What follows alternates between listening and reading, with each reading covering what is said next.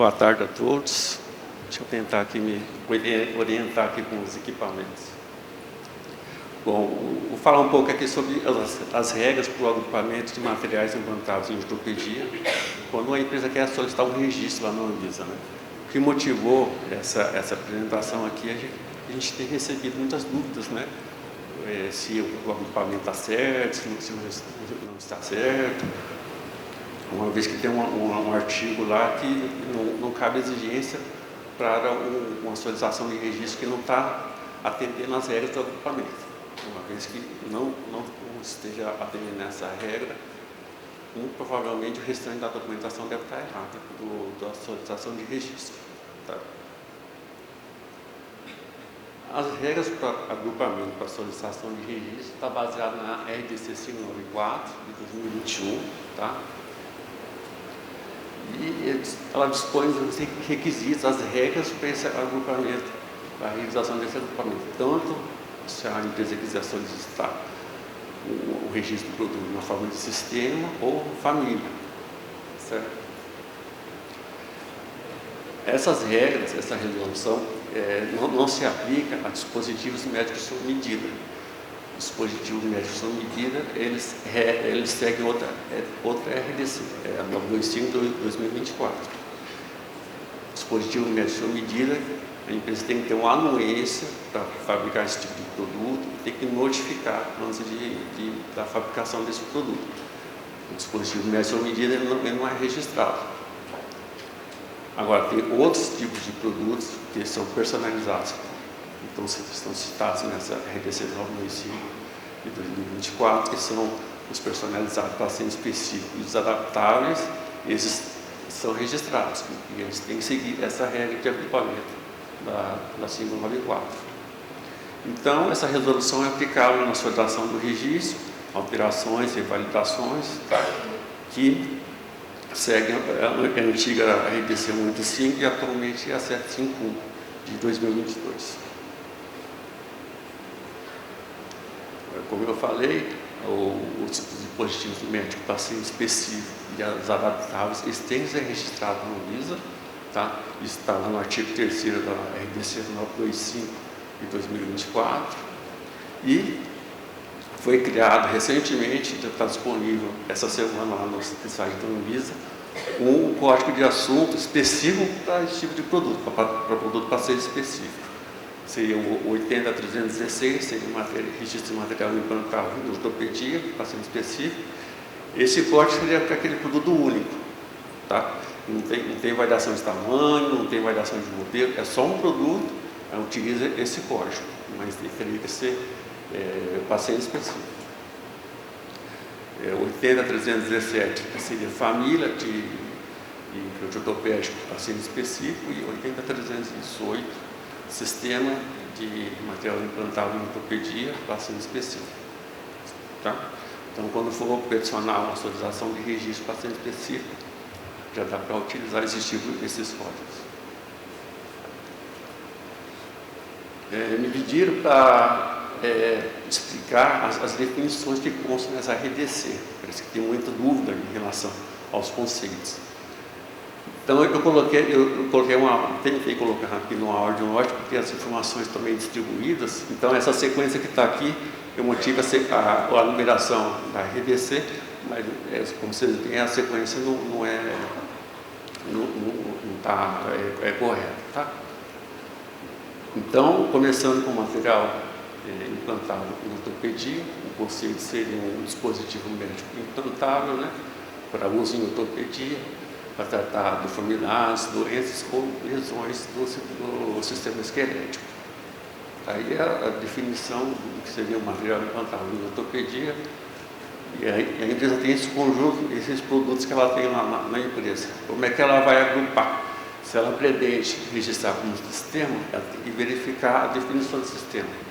Seria um agrupamento de componentes implantáveis do mesmo fabricante, isso é importante, ou grupo fabril, complementares e compatíveis entre si, caracterizados conforme critérios para estruturações específicas.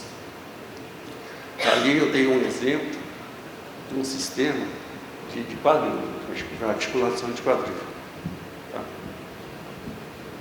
teria a haste metálica, a cabeça femoral metálica e o componente acetabular polimérico. Então, o que seria um sistema? Sistemas são vários componentes, no caso ali a haste, a cabeça femoral e o componente acetabular, que eles são complementares, são compatíveis entre si.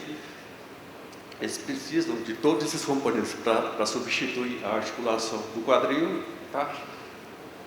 Então, isso caracteriza um sistema. Tá? E a gente vai ver, tem as regras, por exemplo, eu destaquei ali a haste metálica, cabeça femoral metálica, componente acetabular polimérico. Uma das regras é a natureza do material.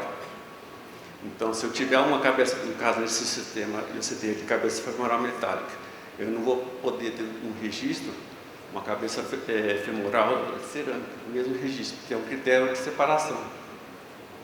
Tá? Então, esse sistema, eu poderia registrar esse sistema em uma solicitação de registro, com essa haste metálica, essa cabeça femoral metálica e esse componente acetabular polimérico, mas em outro registro eu teria que ter uma haste metálica, cabeça femoral cerâmica e componente acetabular polimérico.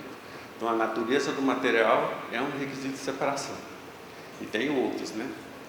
Dependendo do tipo de produto, dependendo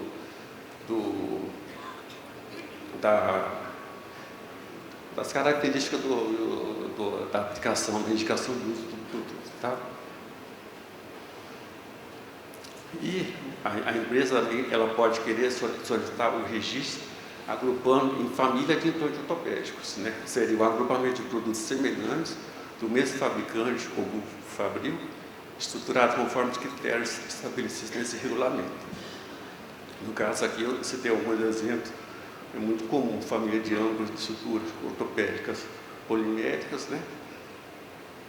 No caso, a âncora de sutura, ela pode ser pré-montada no incisor, aí já compõe um produto no composto, que eu vou explicar mais para frente, e é permitido família de produto no composto. Então, um exemplo de um produto que é muito solicitado, registro é a família de âncoras. Ou no sistema ali, a empresa pode querer solicitar, como eu falei, pode ter uma cabeça femoral metálica e uma cabeça femoral cerâmica. Como não pode ser o mesmo registro, ele pode solicitar um registro incompleto.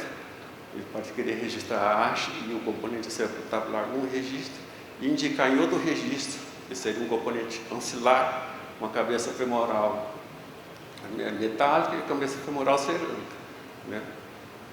Só que essa cabeça femoral, quando se registra uma família de cabeça femoral, também a natureza do material é um critério de separação. Então, você vai ter que registrar em uma solicitação de registro a cabeça femoral metálica e outra solicitação de registro a cabeça femoral cerâmica.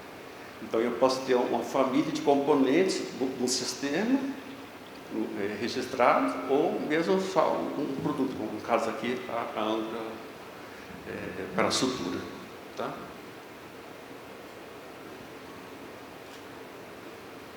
Como eu disse, a natureza do material é um critério de separação para a maioria dos produtos. A única exceção, que lá no final é para a coluna, que é uma novidade em relação a RDC 59, que era a regra anterior, né?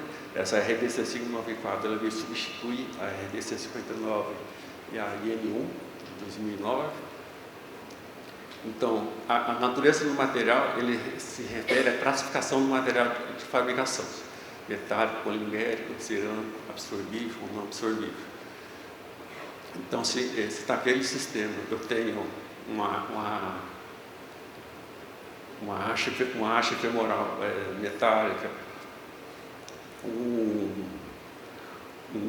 uma cabeça femoral metálica, e em outro sistema eu tenho uma haste metálica e uma cabeça femoral cerâmica, como eu falei, é um critério de separação. E se um polímero e um produto, âncora óssea, por exemplo, se eu tiver uma âncora fabricada em PIC, que é um polímero não absorvível, ele tem que ser separado do registro de uma âncora que tem um ácido polielático, por exemplo, que é absorvível.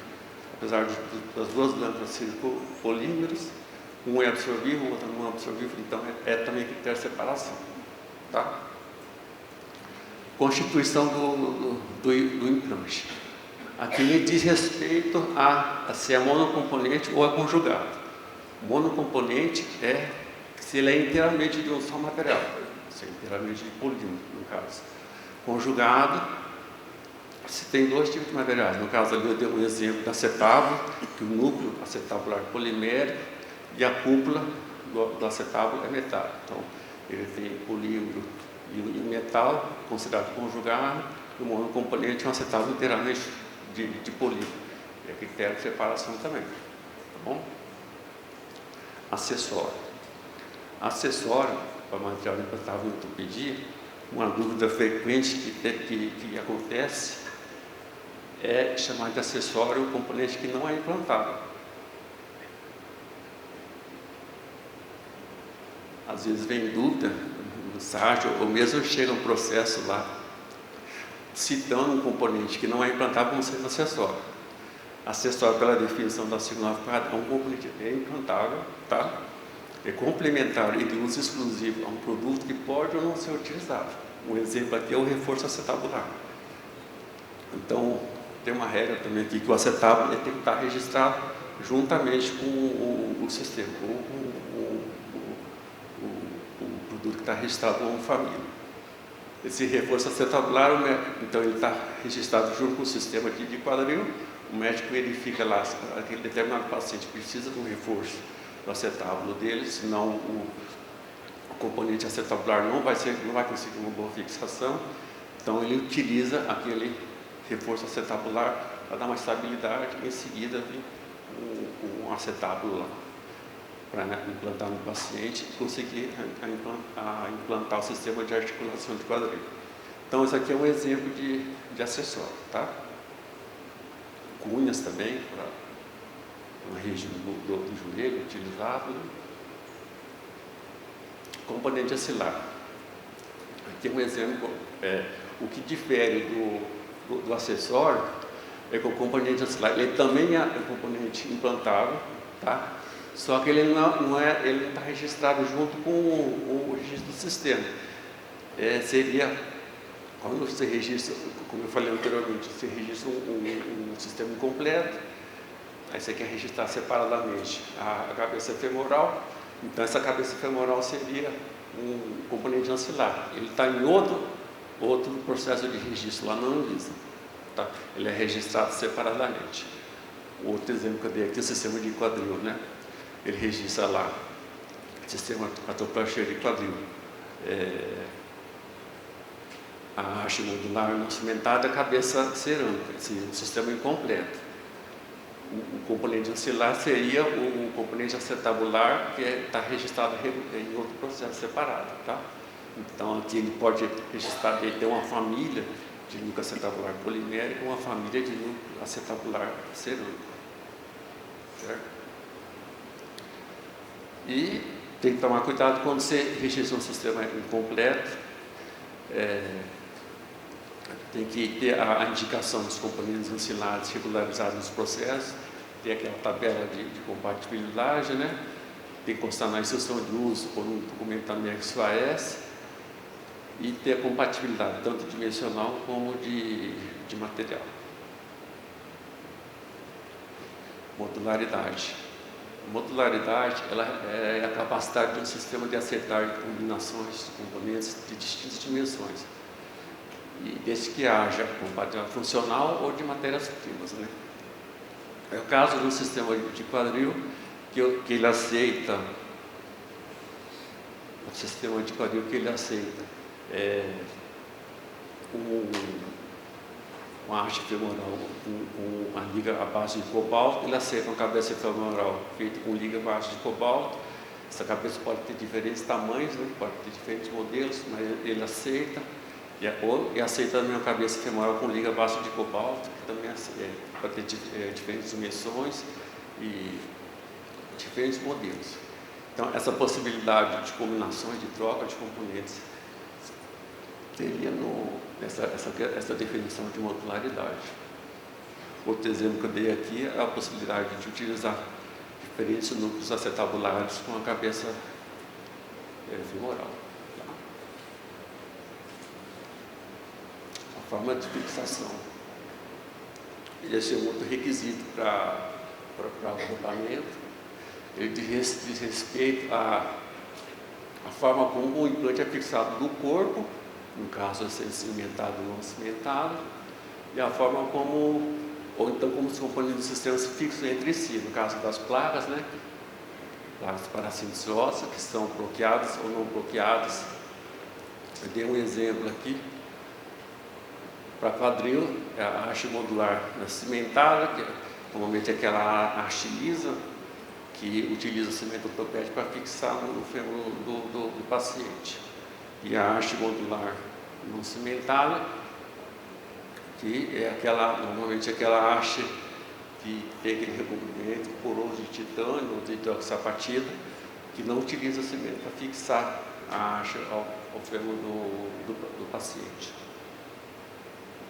No caso, a fixação ao corpo, e se for como a fixação entre os componentes, no caso de placas, né, para síntese óssea, fixação rígida, que eu tenho um exemplo aqui, a utilização de furos rosqueados, e fixação não rígida, quando os furos não são rosqueados, né. Então, essa fixação rígida, ela se refere de respeito à presença ou não do dispositivo que impeça essa movimentação entre os componentes, no caso, furos rosqueados ou algum sistema de travamento. Funcionalidade. Essa questão da funcionalidade, ela é um pouco mais complicada e se refere à característica do material implantável, quando é indicado para uso em articulação do sistema esquelético, e está relacionado à manutenção do grau de liberdade articular. Então, a perda total, parcial ou ausência de perda. Então, lá o paciente está com um joelho muito instável, né? Ele perdeu ali os ligamentos. Então, o médico tem que aumentar a restrição do movimento. Então, ele faz a opção por um sistema de joelho mais restrito, né? Um completamente restrito, esse seria um que tem a restrição, a perda do movimento em plano, em qualquer plano. Ele funcionaria como uma dobradiça mesmo, né? Somente aquela movimentação de uma dobradiça. Parcialmente restrito, ele tem algum mecanismo que impõe uma restrição, alguma elevação no inserto, alguma barra no componente femoral, que ele mantém alguma restrição no movimento lateral, no medial, e impede a movimentação em algum plano, seria esse parcialmente restrito. E tem aquele sem restrição, né, que é aquele inserto do componente tibial mais plano, que não tem nenhum mecanismo que restrinja a movimentação do joelho. Grau de liberdade. Então, ele respeita a existência ou não de movimento entre as superfícies do componente do sistema. O exemplo disso aqui seria a centralidade da articulação, a cabeça femoral monopolar, que ela possui só uma superfície de articulação, que articula com acetábulo, e a cabeça femoral bipolar, que ela possui duas superfícies de articulação, uma mais interna e outra mais externa. Então, ela apresenta um grau maior de movimentação. O joelho, aqui ele se diferencia como sendo fixo ou móvel, seria a plataforma tibial fixa, que tem lá as restrições do projeto do produto, onde é encaixado o inserto tibial na plataforma tibial e impede a movimentação do inserto tibial. Tá? O móvel, a plataforma tibial móvel, ela já permite uma certa movimentação ali do inserto tibial, que normalmente é de polímero, né? Então, esses requisitos aqui, eles estão dentro do grau de liberdade. É uma regra para o agrupamento. Rigidez de fixação. Também se refere à resistência do implante à movimentação entre os componentes, ou com a região do corpo humano, que está fixado. Um exemplo aqui, sistema paciente de coluna, é a rigidez associada à estrutura do sistema. Então, para a coluna, o flexível seria um sistema de estabilização dinâmica, e a rígida seria aquele sistema tradicional de haste, parafuso e gancho. A haste de fixação intramedular, rigidez associada à estrutura, aquela haste flexível, né, que é indicada para crianças em fase de crescimento ainda, não pode imobilizar a região que está, o osso que está fraturado, e aquela semirrígida que é comum utilizada em adultos. Endopróteses não convencionais é aquelas que não é normalmente indicada para aqueles pacientes que têm câncer, que perderam toda a estrutura ali, não tem mais referência anatômica, não tem mais padrão, teve que tirar um exemplo, tirar o fêmur inteiro e às vezes até algum outro tecido ali.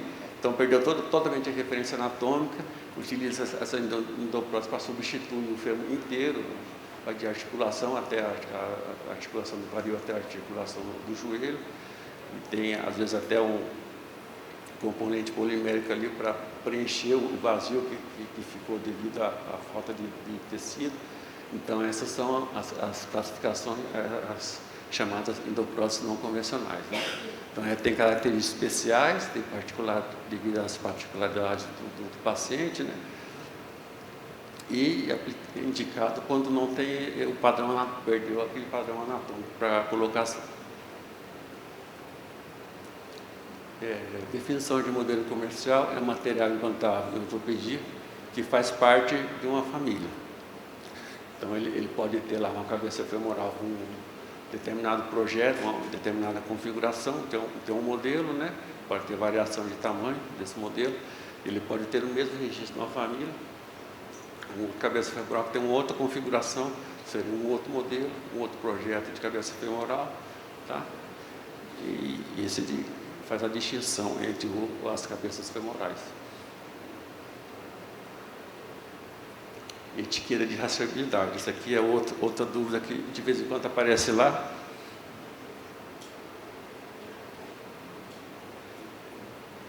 A RDC 594 obriga que a etiqueta de rastreabilidade seja só para implantes permanentes, tá?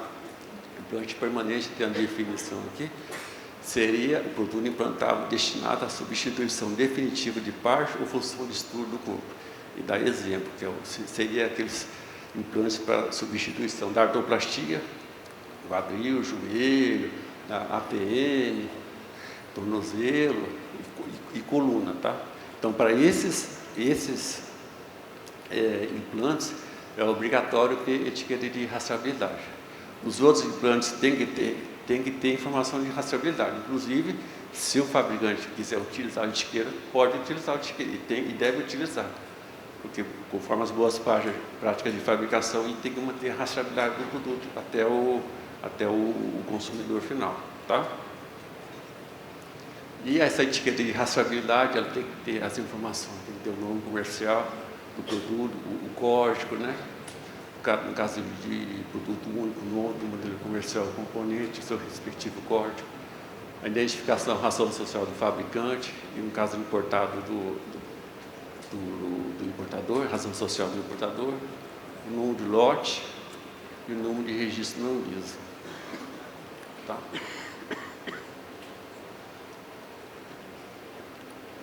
E aqui, no artigo 12º, ele informa que tem que ter, no mínimo, 3 etiquetas de rastreabilidade, com as informações em língua portuguesa, né, para fixar no prontuário clínico, no documento para ser entregue ao paciente, ou na documentação fiscal que gera cobrança. E tomar cuidado aqui que, às vezes, as empresas esquecem que na instrução de uso tem que ter a recomendação de aposição de etiqueta de rastreabilidade ao prontuário do paciente e de fornecimento de outras etiquetas ao paciente. Tá? Na instrução de uso tem que ter essa informação para complementar. Forma de apresentação. Em forma de apresentação, é como o produto é apresentado ao consumo, né? A sua embalagem, o seu acondicionamento, a quantidade. E uma demanda que teve, que tinha muita solicitação, que não constava na RDC 59, na RDC 59 proibia o registro de instrumental junto com o implante, né? Então, uma inovação aqui na 594 é a questão de poder registrar os implantes de uso, os instrumentais de uso exclusivo, né? E de uso único junto com os implantes. Então, um conjunto, só que o conjunto é uma forma de apresentação, né? Não é regra de agrupamento. É uma forma de apresentação de materiais implantáveis, seria os implantes. Os implantes eles têm que seguir a regra de agrupamento e a empresa solicita o registro junto com os materiais não implantáveis, os instrumentais de uso único e exclusivo, né? Junto com esses implantes. Então, seria uma forma de apresentação como é que ele vai ser apresentado ao consumo, né? Também tem que ser do mesmo fabricante, do mesmo grupo fabril, tem que ser apresentado na mesma embalagem e deve estar enquadrado na classe de risco do produto ou componente mais crítico em termos de risco intrínseco. Essa questão de ser enquadrado, tem um artigo lá na frente que também eu vou explicar melhor. Então, a regra aqui, tem outra regra para conjunto. A embalagem de consumo do conjunto deve contemplar todos os componentes, porque a gente não pode ter variação da forma de apresentação do conjunto, não teria uma família de conjunto no registro, né? E não é permitida a variação da apresentação comercial do conjunto com a exclusão de uma ou adição de mais componentes. É o que eu estava falando, não teria uma família de conjunto. E para fim de reposição, pode ser comercializado em embalagem separada, né? Desde que seja de uso exclusivo, e tem que constar no rótulo, instrução de uso, o nome comercial do conjunto e o nome do componente de reposição, conforme está no registro. Produto único composto. Esse aqui é o tipo mais comum, seria as âncoras, né? É pré-montada no dispositivo insersor. O produto único composto seria um produto constituído por 2 ou mais elementos. No caso da âncora, tem a própria âncora e o fio de sutura, com finalidade única, que mantém relação de interdependência para a obtenção da funcionalidade e desempenho a que se destina, não intercambiáveis. Esse item aqui é importante para distinguir de sistema, tá? O sistema ele também tem vários componentes, mas ele pode ter aquela intercambiabilidade. Você pode trocar componentes, aqui não. O produto único composto, ele não tem, os componentes não são intercambiáveis, são fornecidos numa mesma embalagem e pode sofrer variação dimensional. Como eu citei já, o produto único composto, ele pode ser registrado como família. Então, os materiais implantados em ortopedia, quando apresentados para comercialização já conectados aos instrumentais e de uso único, exclusivo, é produto único composto, no caso da âncora pré-montada, né?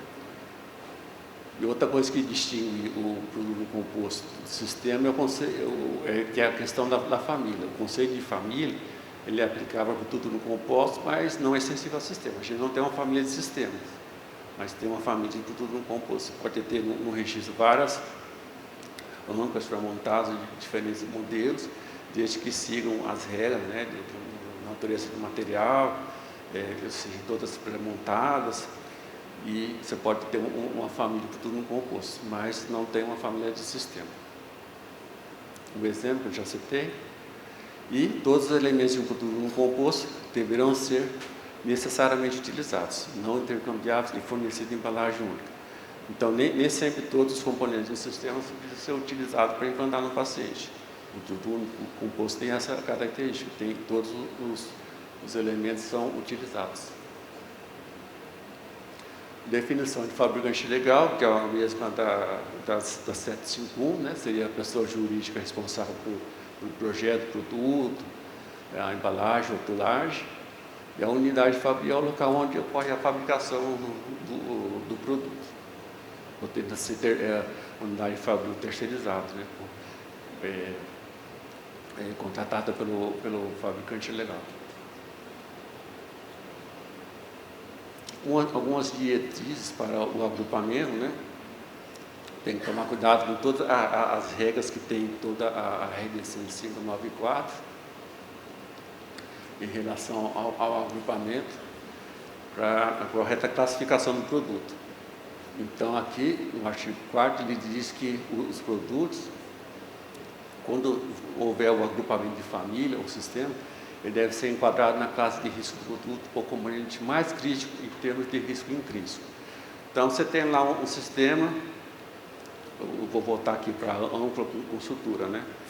A âncora de titânio, por exemplo, seria classe 3, mas a sutura dessa âncora,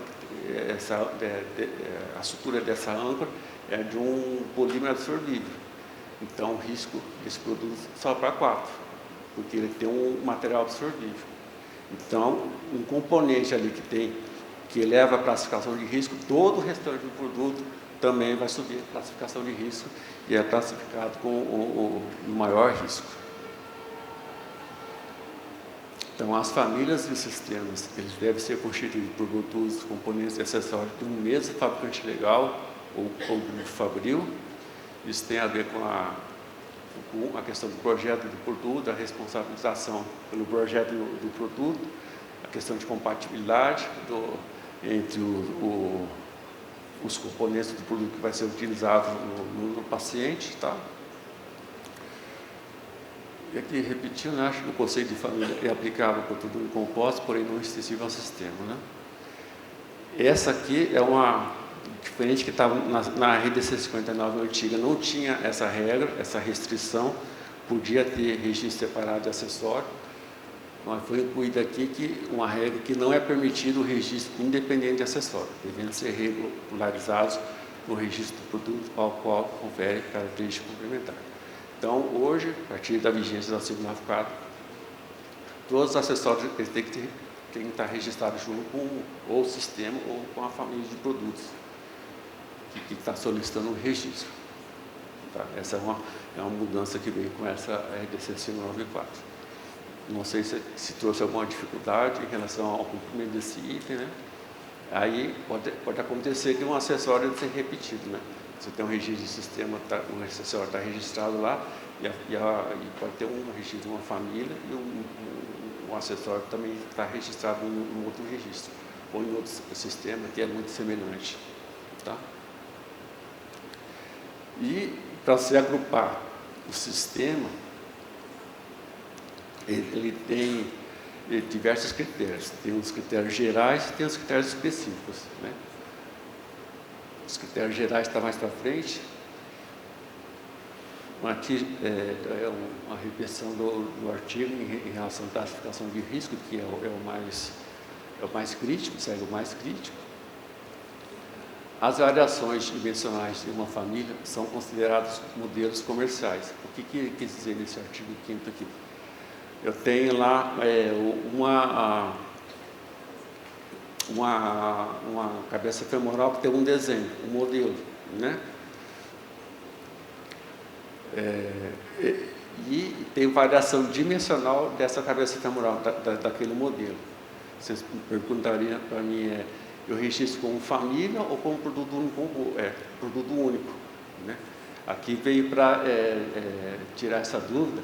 Então, as variações dimensionais de uma família são consideradas modelos comerciais. Então, se eu tenho só uma cabeça femoral, tem só um projeto, tem uma variação de tamanho, eu tenho que registrar como família, que eles é considerado como modelo comercial. É isso que está embasado nesse artigo 5º. E a variação dimensional dos componentes de um sistema não caracteriza a família, porque eu posso ter um sistema lá de coluna, que eu tenho umas hastes grandes, ou parafusos, né? ou mesmo os parafusos conectores, e que algum tamanho de haste é compatível somente com um determinado tamanho de parafuso do conector, mas é um sistema, só tem variação de tamanho. Então, isso não caracteriza, no caso de sistema, não caracteriza a família, seria um sistema, tá? Então, ele pode ser registrado junto.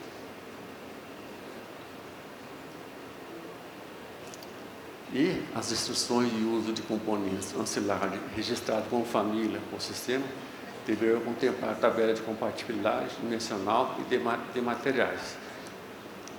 Esse artigo tem a ver também com as instruções de utilização correta do produto. Se tem alguma restrição de compatibilidade ou de dimensional, tem que constar nas instruções de uso do produto para o correto uso, né, do produto, não ter um efeito indesejável, ali, uma combinação de material que não é permitido, certo? Ou mesmo o encaixe ali que pode aumentar um desgaste.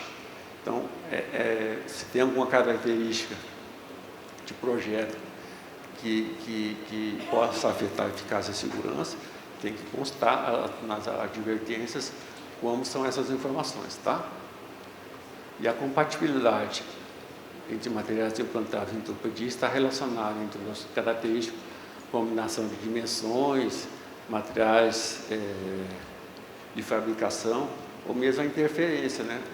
Na movimentação entre os componentes pode ter alguma interferência, pode até ser que ele encaixe ali, uma cabeça femoral encaixe perfeitamente ali na haste femoral, mas durante o movimento ocorra alguma interferência no funcionamento. Então, essa é a incompatibilidade.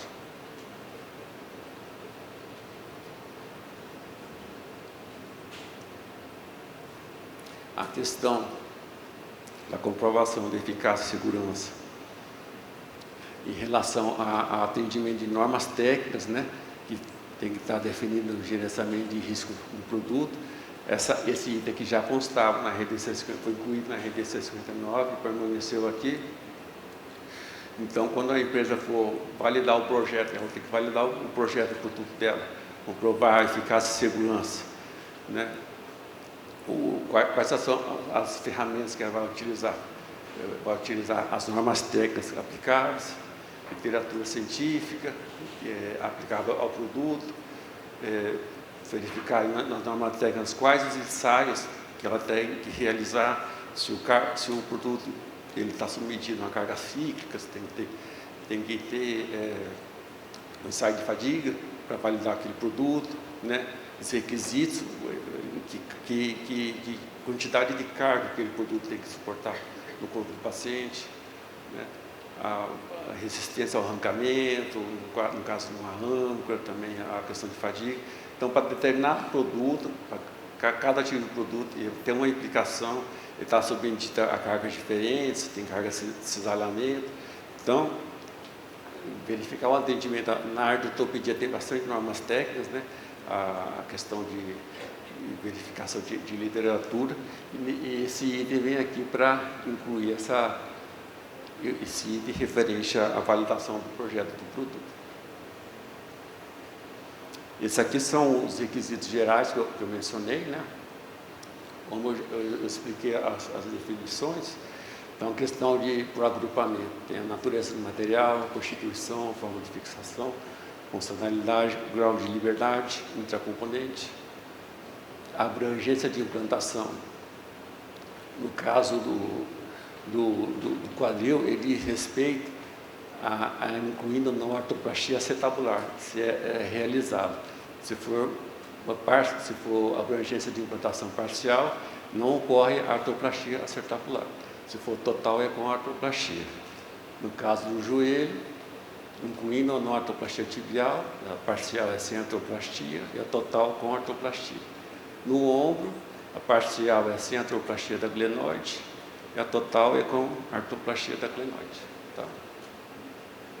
Nível de interferência na epífise pode ser de superfície ou integral. O exemplo aqui para quadril são aquelas cabeças femorais tipo surface, e a integral seria aquela cabeça femoral convencional.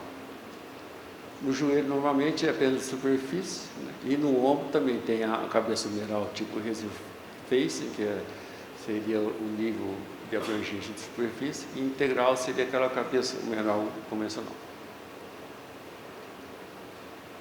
Associação ou não agente farmacológico, né? O comum aqui que a gente recebe é cimento ósseo com antibiótico, e cimento ósseo sem antibiótico tem que ser registrado em processos diferentes. E aqui tem um parágrafo único, que materiais implantados em ortopedia que possuem tipos de recobrimento de materiais de naturezas distintas devem ser regularizados em registro de família ou sistema distintos. Isso aqui é no caso, por exemplo, uma haste femoral, que tem um recobrimento poroso de titânio, um recobrimento metálico, ele tem que ser registrado, separado de uma haste femoral que tem um recobrimento de hidroxapatita, né, que é uma cerâmica. É esse item aqui que diz que essa regra aqui para o registro separado. E além daqueles requisitos gerais do artigo 15º, tem os específicos, né? E aí vem para quadril, para ombro, para joelho, repetindo a natureza do material. Então, se um componente do sistema ele tiver um material diferente, ele tem que ser registrado, separado do outro sistema. A constituição, a questão se for monocomponente ou conjugado, a modularidade, a forma de fixação, se é cimentado ou não, a funcionalidade, o grau de liberdade, a abrangência, o nível de interferência. Então, quando for solicitar o registro do sistema de quadril, tem que verificar o atendimento a todos esses requisitos e separando os sistemas que vocês têm lá na empresa para solicitar o registro. E esse parágrafo único de respeito àquelas hastes moduladas, que são aquelas hastes que pode trocar o componente proximal da haste, né? o cone da haste. Então, você pode ter ali a própria haste, a haste já tem uma modularidade. Então, é outro critério de separação. Esse daqui não tem vindo muito registro não para a gente. A mesma coisa no joelho, tem que os critérios também, a questão da natureza do material, a constituição, forma de fixação, funcionalidade, abrangência, grau de liberdade, né? Unicompartimental, que não tinha lá nas definições. Unicompartimental para o joelho são aqueles unicondilares, né? Substitui um côndilo femoral. Multicompartimental substitui os dois côndilos do joelho. Então, é um critério de separação também, aqui o último, aqui o sétimo, o grau de compartimentalização. Tá? Para o ombro, também repete aquelas definições para verificar se tem que separar ou não. E tem esse requisito aqui, referente à estrutura da contenção articular. Seria a contida direta, aquele que o implante ele copia a anatomia do paciente, né? O componente humeral macho, o componente glenoide fêmea, e a invertida, que seria o reverso, que inverte, né? O componente humeral fêmea, o componente glenoide macho. E a não contida, que quando não tem recessão do movimento. Placas para síntese óssea. Então, repete aqui a questão da natureza do material. A forma se é reta, especial, angulada, tubular. Essa angulada tubular, aquelas placas tipo a DHS. Placa reta, aquela que tem as furações alinhadas, as laterais são retas, sem presença de rasgo, sem formato de calha, né? Já veio dúvida a respeito desse formato aqui. E não deformável. Então, isso aqui são as placas retas, né? E as placas especiais é aquelas que tem os outros formatos. Formato em T, em L, anguladas, que são as que mais chegam lá para a gente. Tipo cobre, né? Tipo malha. E tem uma regra aqui, que acho que não tinha na 59, se uma placa possui simultaneamente fixação rígida e não rígida, ela tem que ser regularizada na forma de fixação rígida. E uma diferença da 59 para a RDC 594 é que foi retirada a questão do tamanho dos furos. Acho que isso facilitou bastante a vida de vocês na hora de agrupar essas placas para solicitação de registro. Parafusos, Também a questão da natureza do material tem que ser separado, né? A geometria, se é canulada ou não canulada, e a função para a osteossíntese, né? No caso de uma fratura do osso, ou para ligamento então partir, o exemplo é parafuso de interferência. Regras para a âncora de estrutura ortopédica, questão da natureza do material, se é pré-montada no dispositivo insersor ou sem esse dispositivo, né? Hoje a maioria já vem pré-montada com dispositivo insersor, e esse dispositivo ele só pode integrar o produto se for de reprocessamento proibido, tem que ser entregue na mesma embalagem, né? da âncora de estrutura ortopédica. E admite produto com ou sem agulha, com e sem sutura. Então pode vir no mesmo registro, a âncora pré-montada tenha lá uma sutura com agulha ou sem agulha, ou pode vir mesmo, se não tiver a sutura, tá? Essa regra aqui é referente ao dispositivo de espaçamento intersomático carregador de enxerto, seriam os cages, né? Questão da natureza do material também. Novamente, a constituição ser um componente conjugado, indicação, substituição discal, normalmente é dos cages, substituição corpo discal, normalmente são esses cilindros de fusão, tá? Então, os cages, eles são registrados separados dos cilindros, e se são expansíveis ou não expansíveis, ele também tem essa regra aí para registrar separado, tá?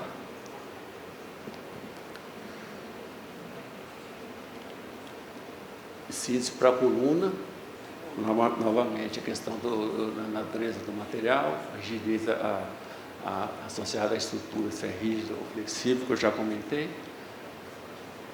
Exemplos, né? Armaduras e fios, são armaduras planas fixadas por fios, tem aquele sistema de placa e parafuso, e registro separado daquele sistema de haste e parafusos e ganchos, tá? Então são regras para agrupamento, registro separado. A abordagem por via de implantação, se é anterior, ou anterolateral, ou posterior ou pós-lateral.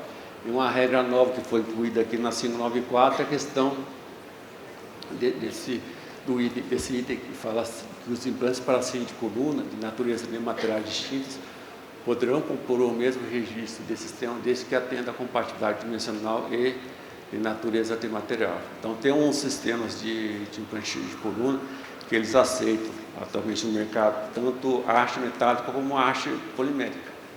Então, desde que tenha compatibilidade dimensional e natureza do material, ele pode vir junto no mesmo registro. Essa aqui é uma exceção para a coluna em relação à natureza do material.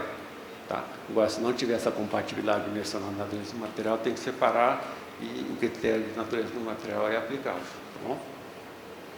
E não é permitido o agrupamento em família de componentes para síntese de coluna. Então, eu pulei um item aqui, do cage também, que ele não aceita também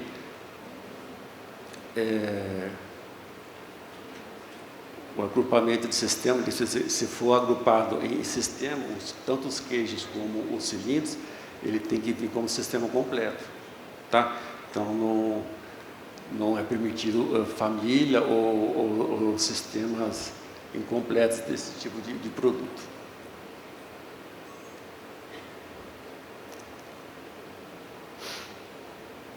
E para esclarecer,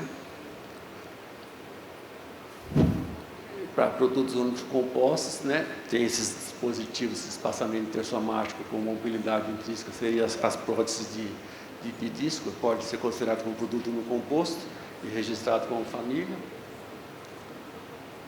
E para esses outros produtos aqui mais simples, é somente o critério de natureza do material. Seria o grampo, normalmente tem grampo que vem pré-montado, né? Aí seria o produto único composto. Implante para menisco, fios e cabos, pinos, biorrígidos, cestas, fibradores, fixadores cranianos, soluções fiscoelásticas, cimento ósseo e enxerto ósseo. Tem uma regra para esses produtos, soluções fiscoelásticas e cimentos ósseos e enxertos, que para agrupar em família, ele tem que ter a mesma matéria-prima, a mesma composição, podendo variar somente a concentração dessas matérias-primas. E, para finalizar, a informação de que a 594 substitui a RD 159, né?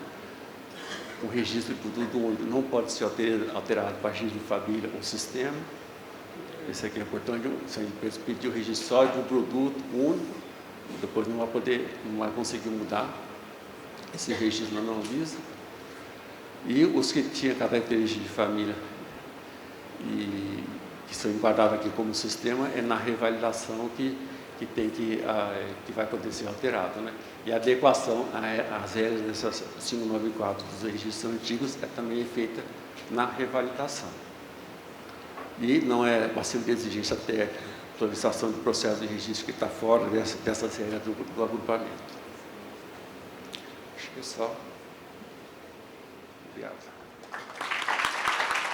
Obrigada pela sua disponibilidade, primeiramente, doutora Kátia, doutor Adriano, pelo tempo dispensado para preparar essa apresentação.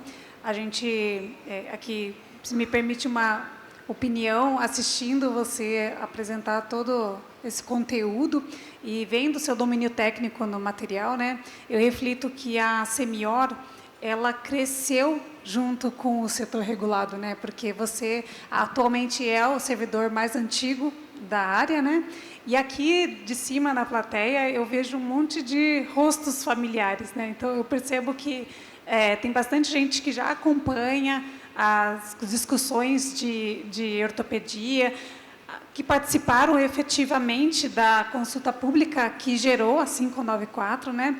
Então, eu fico muito feliz de saber que a gente está crescendo juntos, buscando por melhorias contínuas, né?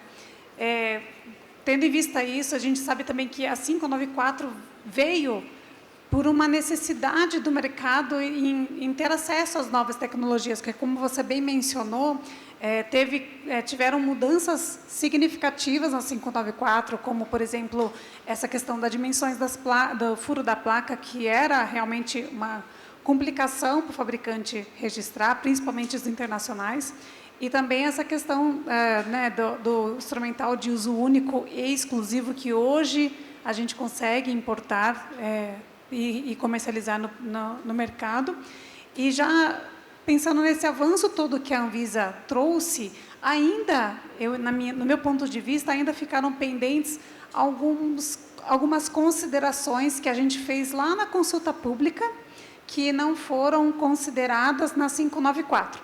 Então, minha primeira pergunta é baseada na revisão da 594. O ano passado, aqui na Hospitalar, foi mencionado que a 594 seria, talvez, um pleito de revisão no próximo ano, que seria esse ano. E eu queria saber se agora, com toda essa mudança de gerência da GEMAT, da GTPS, se vocês ainda têm a intenção de trazer essa revisão da 594,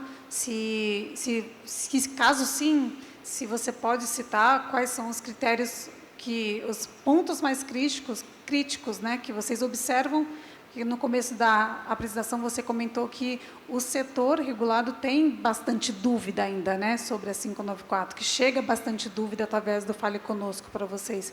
E que você comentasse um pouquinho sobre isso. A questão de melhoria, sempre é possível fazer melhorias, né? A 594, como eu falei, alguns itens da 594 foi originário da reavaliação da 59.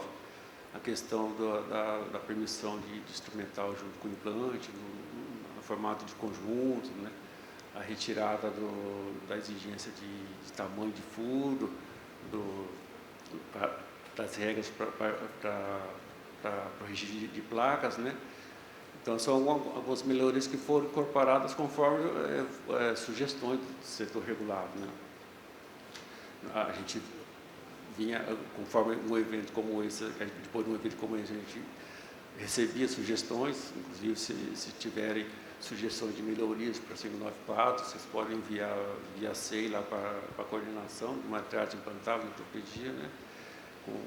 É bom ter a justificativa das melhorias, né? que no momento em que entrar em revisão, é avaliado se é aplicável, se pode ser aplicável ou não, né, para a revisão da 594. A RDC 59 durou até bastante tempo, né? A 594 é recente, já estão pensando em reformular. Então, você vê que cada vez mais a gente é demandado, acho que a tecnologia demanda a atualização mais precoce das resoluções. Para a gente acompanhar essa evolução, a gente está aberto ali a recebimento de sugestões, e no momento que entrar, né, tem todo o ritual, numa atualização no RDC, né, tem consulta pública, tem a participação, mas aquela estruturação inicial da revisão, a gente já pode ir colhendo algumas sugestões. É um ótimo ponto. Agora, quando é que vai ocorrer é mais questão gerencial.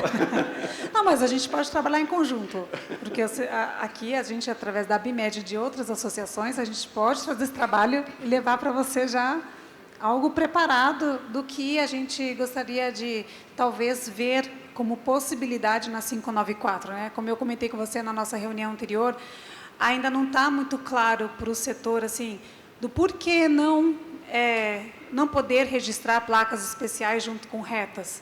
O porquê não? Se, alguns formatos é uma questão de um pequeno detalhe, então talvez falte um pouco de clareza e entendimento do setor, até para consolidar que realmente não é possível.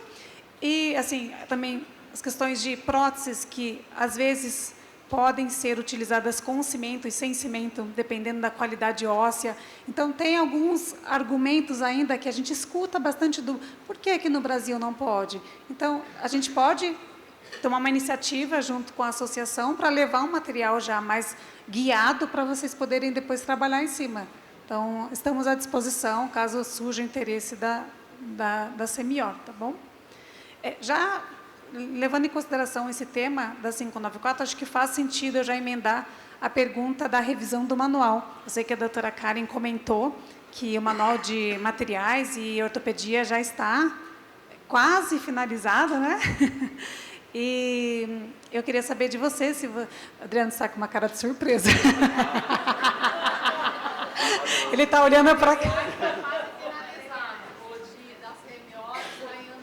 Ah, da senhora está em andamento. Ah, então tá bom. Porque eu estou perguntando, ele está ficando sério, assim. Mas já entendi. Mas, doutora Karen, tem alguma expectativa, Kátia, Adriano, do nosso manual de ortopedia ser publicado ainda esse ano?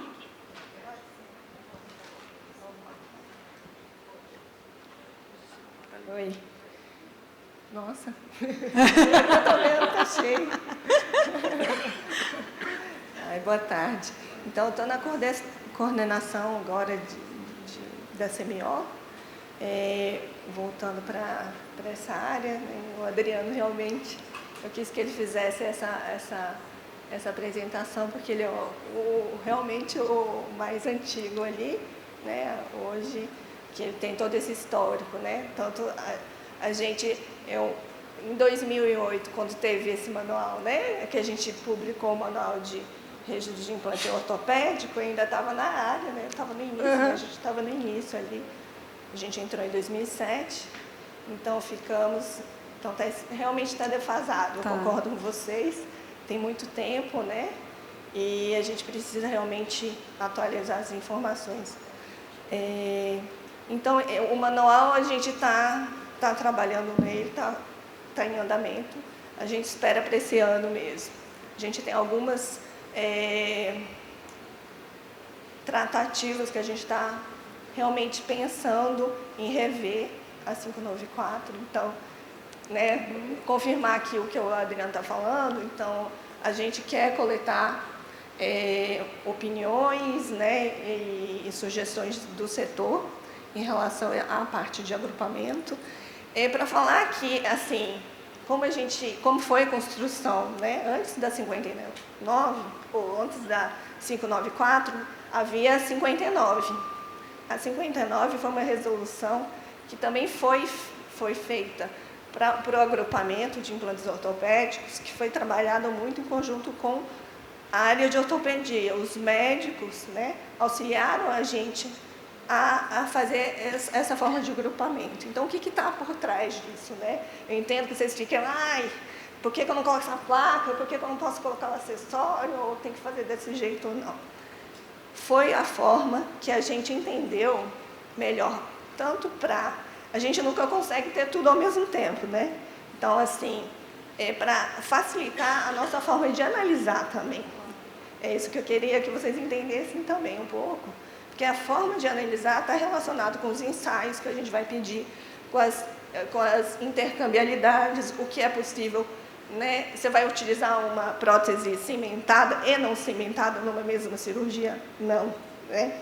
Então, a gente tentou fazer de uma forma, porque já tem muita informação dentro dos processos de registro. Se a gente agrupa muita coisa, fica muito difícil da gente analisar. Então, assim, tem uma medida assim, do que coloca dentro dos processos, né, de agrupar, colocar mais e mais coisas, fica difícil da gente, até o tempo de análise aumenta, né? Então, assim, é um joguinho, né? A intercambialidade e tudo mais que a gente tem que pensar. Então, assim, acho, sim, que tem alguns pontos que a gente precisa evoluir, né? Então, é uma evolução, o setor está evoluindo, a gente também, os produtos evoluem também. Então, nesse sentido, a gente está, sim, pensando em revisar a 594. Tem um ponto importante que o Adriano colocou, acho que no segundo slide, não sei se vocês se atentaram. A gente colocou tem 3 códigos de assuntos novos disponíveis. Está em primeira mão, quentinho, saindo do forno, pãozinho quente, porque foi semana passada a gente conseguiu os códigos de assunto para registro de sistema, família, material, paciente específico. O que acontece? A resolução, a 925, né, de produtos personalizados, e é uma coisa que está vindo, né, então, de novo, mais e mais forte, para a gente, uma demanda maior de produtos.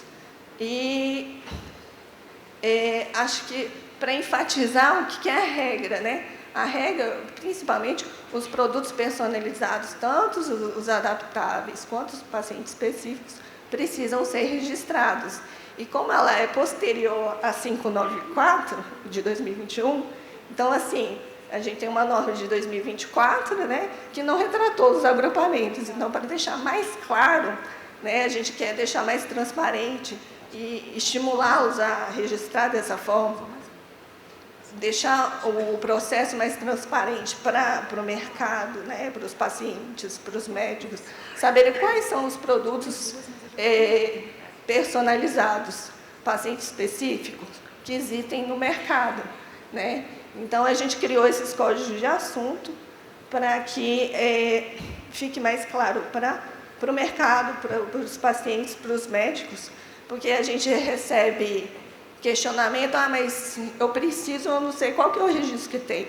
Fica difícil se o registro estiver misturado, né, na família, de família, sistema e material, sem essa caracterização, que é uma onda que a gente sabe que acho que não vai parar tão cedo, né? Os personalizados estão vindo com mais força. Então, esses 2 pontos em relação a essa norma. Então, tanto a norma de agrupamento, quanto a 925, a gente está com expectativa de fazer algumas adaptações. Ótimo. Tá, obrigada, doutora Kátia. Para não atrapalhar a próxima palestra, só tenho uma última pergunta para fazer. Sabendo dessa informação agora do manual, que ele ainda não está pronto, a minha pergunta vai em relação aos testes mecânicos, que eu acho que todo painel aqui no hospitalar a gente acaba tocando nesse assunto, né? Então, eu queria saber se a Anvisa tem alguma iniciativa prevista para ter um documento técnico ou um guia que explique o que é esperado minimamente de teste por por tipo de produto. Então, já aproveitando o gancho, talvez seja uma possibilidade de a gente incluir alguma orientação até no manual em relação às normas e o que a Anvisa espera minimamente receber para cada tipo de produto. Eu queria que você comentasse só isso, André. Em relação aos testes que devem ser apresentados na Anvisa, né? Como eu comentei, tem um artigo aqui na 594 que faz menção às normas técnicas, né? Então, um caminho para a empresa validar um produto, saber que tipo de teste que ela precisa apresentar para a gente, é pesquisar as normas técnicas. Na área de ortopedia tem bastante normas técnicas, tanto internacional como da ABNT mesmo, aplicáveis a implantes ortopédicos. E lá, dependendo do tipo de produto, tem a indicação do tipo de teste. Se é um teste estático, se é um teste dinâmico, se é flexão, se é arranhamento, se é torção, e verificar a literatura pertinente em relação ao produto que está sendo desenvolvido, né? Verificar a metodologia de validar, verificar os critérios de aceitação. Se você for registrar uma família, ou mesmo uma família, você tem que definir o que seria o componente mais crítico que você está testando, ou se tem mais de um componente mais crítico, você tem que testar para validar aquele conjunto de produtos que você está solicitando registro, ou qual é a montagem do sistema é mais crítica, né, para você validar o seu produto, né, que tipo de testes são aplicáveis, e muito bem embasado. E se for uma inovação, um produto inovador, que você tem que ter necessidade de uma pesquisa clínica, né? Aí apresentar a pesquisa clínica referente ao produto. Mas hoje, o que tem hoje é mais ou menos esse roteiro para validação para comprovação de eficácia e segurança do produto, validação do projeto do seu produto, né? Solicitação do registro na Anvisa. E muitas normas indicam a comparação com o produto praticado com comprovado de eficácia e segurança, né? Então, você realiza lá um ensaio de fadiga, um ensaio estático, e verifica se a performance é semelhante para você validar o seu produto. Tá joia. Bom, Adriano, queria muito agradecer pela abertura. A Hospitalar, como eu comentei com você na nossa conversa prévia, a Hospitalar é um momento muito aguardado pelo setor, que a gente sempre espera que a Anvisa traga alguma coisa, né? Quais estão sendo os problemas enfrentados, o que está por vir. Então, é um momento muito rápido, uma conversa rápida, mas muito rica para todo o setor. Quero agradecer mais uma vez sua participação e deixar com o Márcio para ele finalizar. Bom, agradeço, doutora Adriana, Elaine, pela presença.